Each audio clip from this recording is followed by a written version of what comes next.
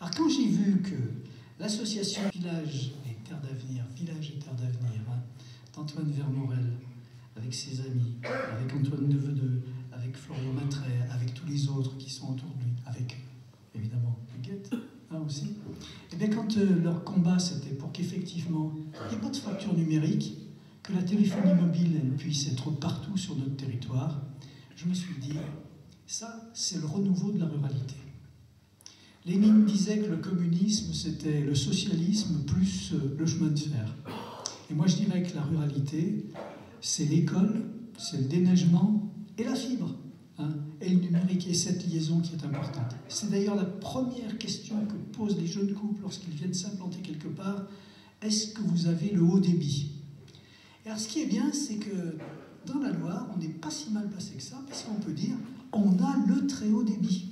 Alors moi, je tiens à remercier la région Rhône-Alpes qui a filé un bon coup de main là, pour accélérer les travaux, et ce qui fait que c'est une fierté. On est le premier département de France à ce niveau-là.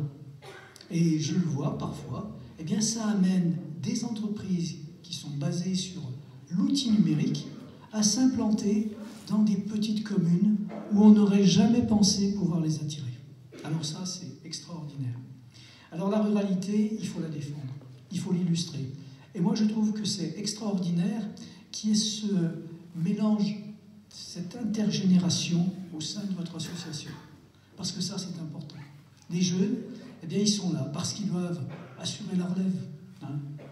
C'est ni Yves ni moi, a fortiori. Hein. Mais la jeunesse, elle est là.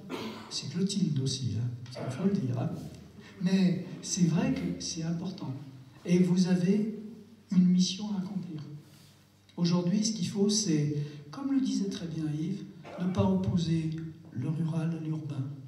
Moi, je dis toujours, dans la Loire, on a besoin d'une métropole forte, on a besoin d'agglomération forte, on a besoin d'une ruralité forte, et on a besoin, c'est d'ailleurs les ingrédients ceux que je viens de citer, pour avoir un département fort. Et c'est tous ensemble qu'on peut y arriver. C'est pas en se disant qu'il y a trop d'échelons administratifs dans notre pays. C'est pas vrai. Ce qu'il faut, c'est agir en bonne intelligence, en bonne complémentarité. C'est ça qui est essentiel. Chacun avec ses fonctions. La subsidiarité, moi j'y crois. Il y a des choses qui se font au niveau de la commune. D'ailleurs, il ne faut pas oublier que le département, il investit plus pour les tiers. Quand je dis les tiers, c'est les communautés d'agglomération, c'est la métropole, c'est les communes, que pour lui-même. Nous, si vous voulez, on a un budget énorme, c'est vrai, c'est 800 millions d'euros, seulement 63% pour le social. Et ça, c'est notre fierté. Notre fierté, c'est de pouvoir avoir des EHPAD d'une nouvelle génération qui sont en train de voir le jour sur notre territoire. Alors parfois, ça tiraille un peu, comme à Montbrison, mais on va y arriver. Hein. Il y a d'autres endroits, d'ailleurs, je vous invite un jour, si vous voulez, à venir visiter la Cité des Aînés qui a vu le jour à Saint-Étienne. Et on va multiplier ce type d'établissement, parce que ça permet un vrai parcours de fin de vie. C'est ça qui est important.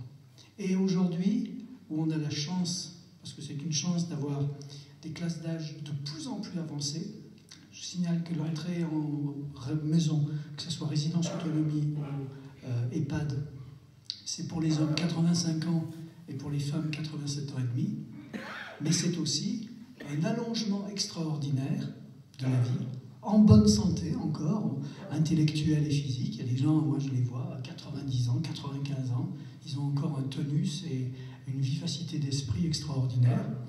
Eh bien, c'est aussi de se dire comment on va faire.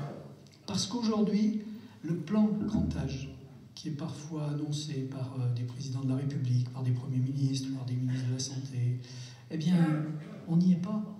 Aujourd'hui, c'est 1,6% de la population française qui a plus de 85 ans. À l'horizon 2040-2050, c'est 6,8%. Et je le dis, c'est très compliqué. Quand je vais voir le patron de l'ARS Rhône-Alpes, Auvergne, et que je lui dis que dans la Loire, on aurait besoin d'avoir plus de lits en EHPAD, me dit, mais vous êtes déjà surdoté. Alors je veux bien, mais c'est pas avec une réponse comme ça qu'on répondra aux difficultés et aux paris de l'avenir. Il faut qu'on revoie complètement notre position.